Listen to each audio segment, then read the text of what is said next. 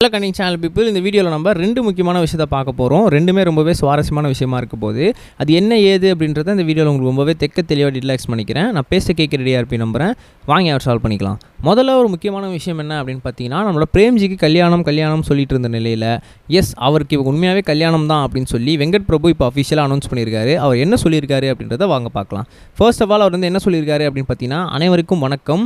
பாகுபலியை யார் கொன்னது, அது மட்டும் இல்லாமல் சொப்பன சுந்தரியை யார் வச்சிருக்கிறது அப்படின்னு சொல்லி இவ்வளோ பெரிய கேள்விக்கு நடுவில் பிரேம்ஜிக்கு எப்போதான்ப்பா கல்யாணம் அப்படின்ற கேள்வி தான் மிகப்பெரிய லெவலில் எல்லாருக்குமே கேட்டுட்டு இருந்தாங்க.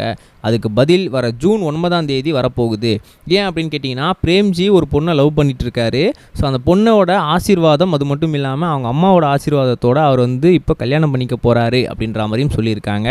எஸ், இது வந்து ரொம்பவே ப்ரைவேட்டான விஷயம். கல்யாணம்லாம் முடிஞ்சதுக்கப்புறம் ஃபோட்டோஸ்லாம் ஷேர் பண்ணி ஃபேன்ஸை சர்ப்ரைஸ் பண்ணலாம் அப்படின்னும் போது நம்ம ஃப்ரெண்ட்ஸ் குரூப்லேயே ஒரு ஆடு என்ன பண்ணாங்க அப்படின்னு பார்த்தீங்கன்னா, டக்குன்னு பத்திரிக்கை எடுத்து சோஷியல் மீடியாவில் ரிவீல் பண்ணி விட்டாங்க. ஸோ தயவுசெய்து யாருமே வந்து அந்த திருத்தணி கோவிலுக்கு வர வேணாம் அப்படின்னு நாங்கள் கெஞ்சி கேட்டுக்கிறோம்.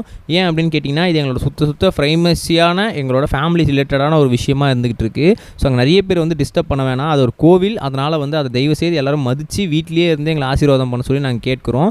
ரொம்ப நாள் கழித்து எங்களோட வீட்டில் ஒரு நல்ல செய்தி நடக்குது, அதை தயவுசெய்து யாரும் கெடுத்துட வேண்டாம் அப்படின்ற மாதிரியும் நம்மளோட வெங்கட் பிரபு அவர்கள் இப்போ வந்து அனௌன்ஸ் பண்ணியிருக்காரு அப்படின்னு தான் சொல்லணும். அது மட்டும் இல்லாமல் கூடிய சீக்கிரம் படம் எல்லா வேலையுமே முடிஞ்சதுக்கப்புறம் நான் வந்து எல்லா ஃபோட்டோஸையும் உங்களுக்கு நான் வந்து நெட்டில் அப்லோட் பண்ணுறேன். அதை பார்த்து ரொம்பவே சந்தோஷமாக இருங்க. நீங்கள் எல்லாம் இவ்வளோ பேசிட்டு கோட் படத்தோட அப்டேட் எப்போ வந்தானே கேட்குறீங்க, அதுவும் கூடிய சீக்கிரத்தில் நான் வரேன் அப்படின்னு சொல்லிட்டு வெங்கட் பிரபு அவர்கள் இப்போ ரொம்பவே ஸ்வீட் அண்ட் ஷார்ட்டாக வந்து முடிச்சிருக்காரு அப்படின்னு தான் சொல்லணும். ஸோ நம்ம ஆவலாக எதிர்பார்த்திருந்த பிரேம்ஜியோட மேரேஜ் இப்போ வந்து நடைபெற போது வரும் ஜூன் 9 திருத்தணியில் இருக்க கோவிலில் நடைபெற போகுது அப்படின்ற மாதிரியும் சொல்லியிருக்காங்க. ஃபேன்ஸ் ஆகிய அங்கே யாருக்குமே தயவுசெய்து அங்கே வராதிங்க அப்படின்னு சொல்லியிருக்காங்க. ஏன்னா அது வந்து ஒரு கோவில், ஒரு ப்ரைவேட்டான அவங்களோட ஃபேமிலி ஃபங்க்ஷன் அப்படின்னு மென்ஷன் பண்ணியிருக்காங்க.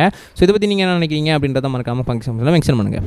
ரெண்டாவது ஒரு முக்கியமான விஷயம் என்ன அப்படின்னு பார்த்தீங்கன்னா, சுனைனா. எஸ், கிட்டத்தட்ட அவங்களுக்கு 35 வயசாகுது, இன்னுமே திருமணம் பண்ணாமல் தான் வந்து இருந்துகிட்டு இருக்காங்க. ஸோ அப்படி இருக்கும் சமயத்தில் இப்போ சுனைனா வந்து நான் வந்து ஒருத்தவங்களை மேரேஜ் பண்ணிக்க போகிறேன் அப்படின்னு சொல்லிட்டு ஒருத்தவங்களோட கையை பிடிச்சி சோஷியல் மீடியாவில் இன்ஸ்டாகிராமில் மேரேஜ் போட்டிருக்காங்க. த லாக் அப்படின்னு போட்டிருக்காங்க. ஸோ அது கமெண்ட் செக்ஷனில் நிறைய பேர் என்ன பண்ணிகிட்டு இருக்காங்கன்னா, யார் அது சொல்லுங்கள் அப்படின்னு சொல்லி கேட்டுக்கிட்டு இருக்காங்க.